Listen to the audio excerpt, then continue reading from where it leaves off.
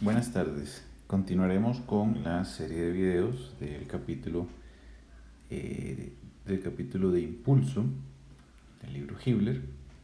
Y en este caso vamos a resolver un problema en el que tenemos una barra vertical y una bala que se dirige hacia el punto B.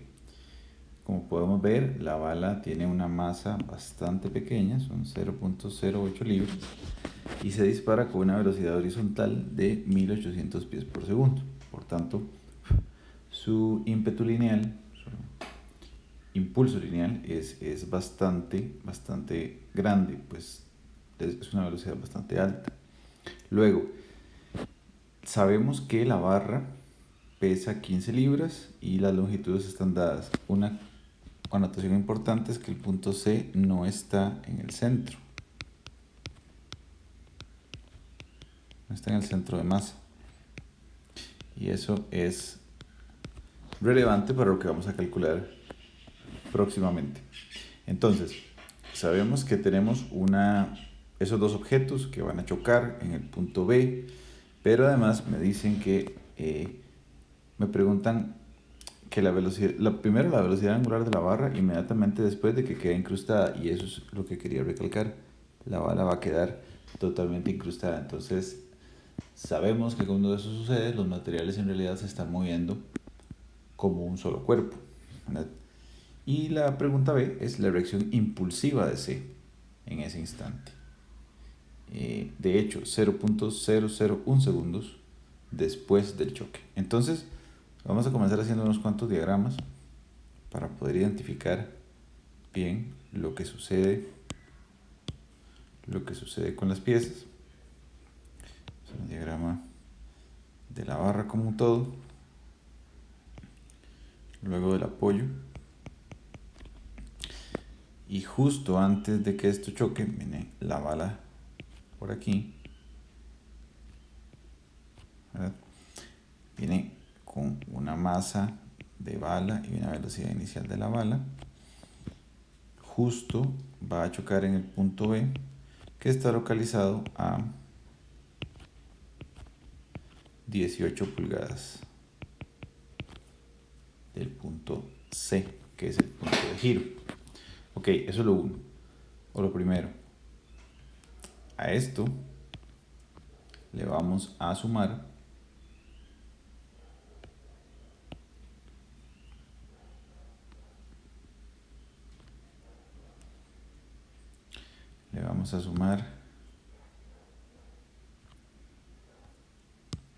lo que pasa luego de que choca y el efecto de las fuerzas impulsivas cuando choca. Okay. Voy a intentar que quede un poquito más grande.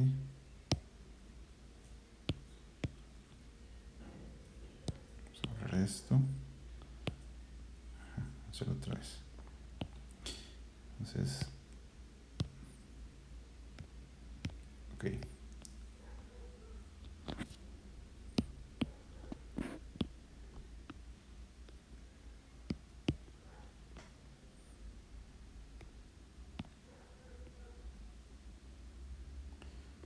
Entonces decía que tenemos el efecto justo del impacto y las fuerzas impulsivas. La fuerza impulsiva de la bala en el momento del choque no la estamos considerando, por lo siguiente, es una fuerza, como estamos considerando el conjunto de barra y bala, va a ser una fuerza interna al sistema, entonces no existe una fuerza impulsiva en el punto B. Lo que sí va a existir es una fuerza impulsiva CX en el apoyo. Vamos a colocar CY. Y ahora sí, podemos plantear que todo esto tiene un efecto justo al final.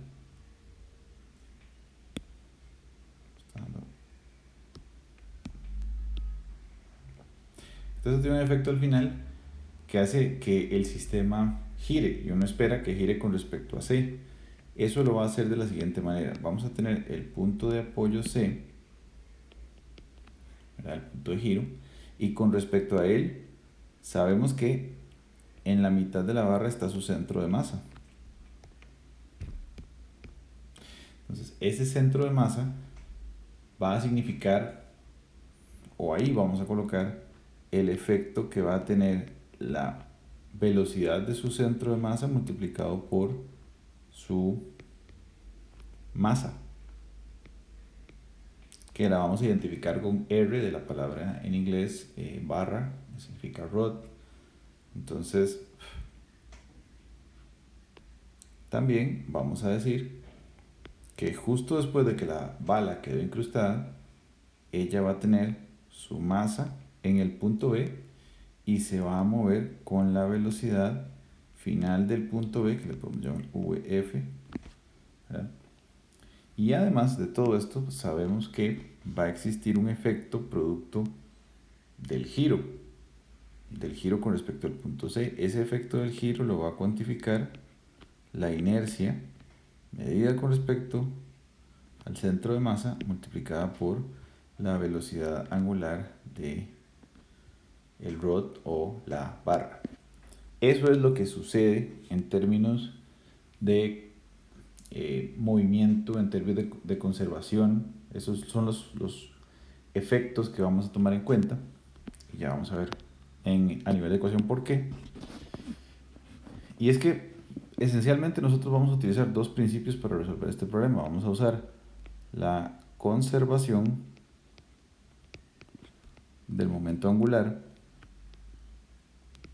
Es un concepto bastante importante. Y luego vamos a usar el principio del impulso lineal.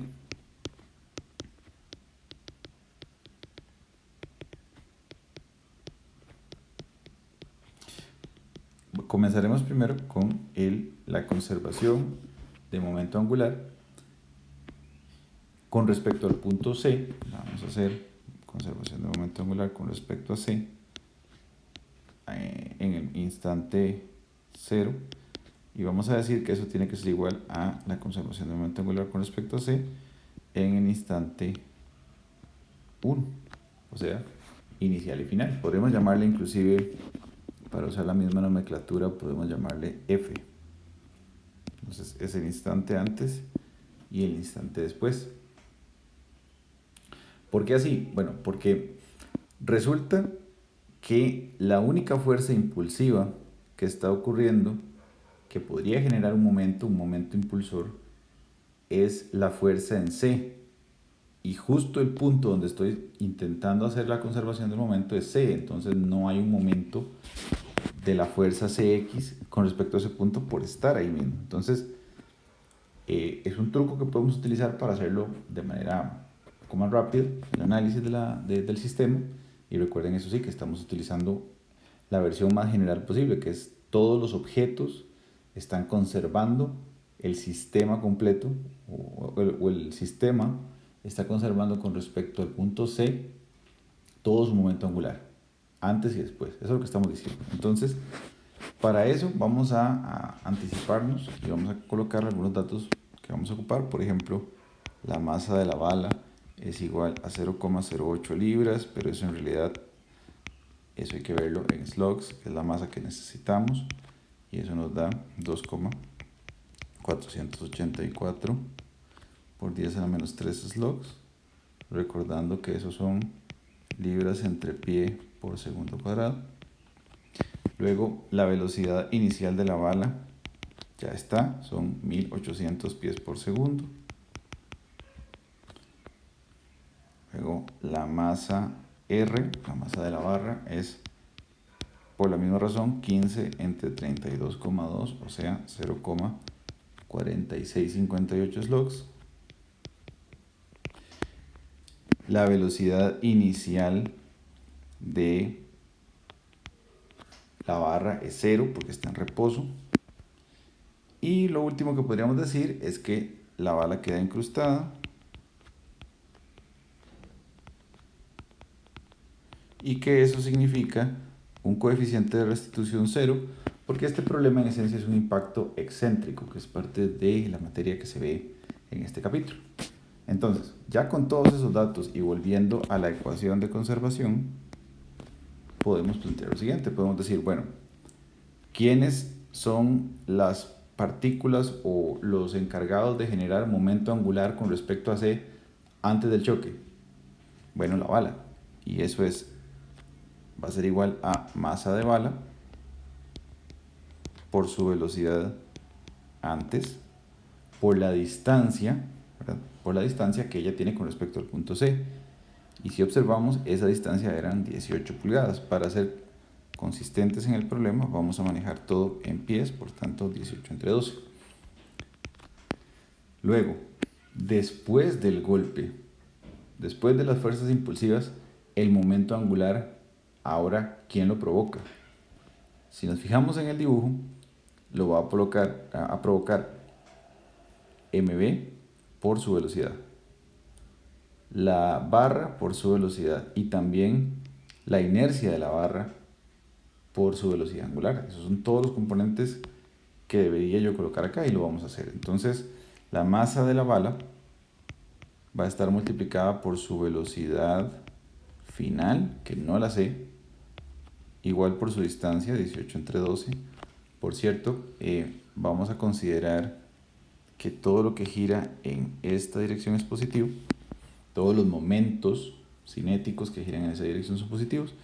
Y entonces vamos a decir que a esto le sumamos la masa de la barra multiplicado por la velocidad de su centro de masa en el instante final, ¿verdad? Multiplicado por la distancia que hay de su centro al punto de giro, que son 3 entre 12. Recuerden que esta barra completa mide una distancia L de 30 pulgadas, 30 de borde a borde, y eso hace que la distancia que estamos necesitando, que es esta, sea igual a 3. ¿Okay? Luego, finalmente, vamos a tener el efecto de la inercia multiplicado por la velocidad angular de R o de la barra. Okay. Solamente para que el cálculo no quede tan grande, vamos a definir la inercia brevemente. Vamos a decir que la inercia con respecto a su centro de masa va a ser igual, para una barra delgada es igual a 1/12 de su masa, 0,4658, multiplicado por su longitud, 30 entre 12 al cuadrado.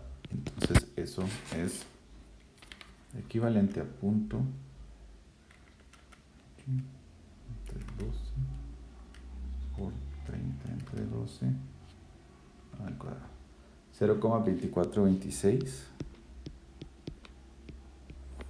Esto lo estamos haciendo en pies a la 4. ¿Okay? Entonces, ya con todos esos datos vamos a transformar o vamos a calcular la ecuación anterior. Colocamos todo, vamos a decir que esto es igual a 2,484 por 10 a la menos 3 por su velocidad 1800 por 18 entre 12, que es 1,5. Eso es igual a 2,484 10 a la menos 3 por su velocidad final. Y aquí hay que hacer una transformación más. ¿Por qué? Porque así como está la ecuación, no nos sirve en términos de incógnitas. Teníamos velocidades y velocidad angular. Entonces tenemos que hacer una transformación que va a ser muy conveniente, y es que la velocidad de la bala se puede relacionar con la velocidad angular. La velocidad de bala se puede relacionar con velocidad angular si recordamos que entre ellas puedo decir que una velocidad es igual a la velocidad angular por el radio de giro. Y justamente esos dos datos los tenemos. Nosotros sabemos que si nos fijamos acá, el radio de giro de la bala con respecto a el punto C son estas 18 pulgadas. Entonces podemos plantear nuestra VBF de la siguiente manera. Podemos decir que ella es igual a la velocidad angular de la barra, porque recuerden que la bala quedó incrustada ahí, multiplicada por 18 entre 12, que es 1,5, y luego otra vez multiplicado por 1,5, porque es el último 18 entre 12 que estaba dentro del paréntesis. ¿Ok? Entonces, ese término ya nos quedó en términos de WR. Continuamos con el siguiente. El siguiente sería la masa de la barra, 0,4658, multiplicado por la misma razón, ahora por velocidad angular de la barra, por la distancia que tiene esta velocidad de centro de masa con respecto al punto de giro, y ahora esta distancia es otra vez 3 entre 12, multiplicado por 3 entre 12, justo por el mismo concepto, ¿no? Esto de aquí es esto de acá, y este 3 entre 12 es este. Ok, claro.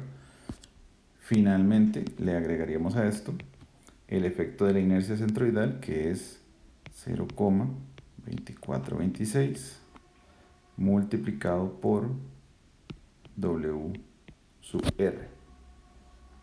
Esa ecuación ahora está en términos, toda ella, de la velocidad de la barra. Y eso lo vamos a despejar y nos da 24,19 radianes por segundo. Como nos da positivo, es en el mismo sentido asumido, o sea, en el sentido horario. ¿Sí?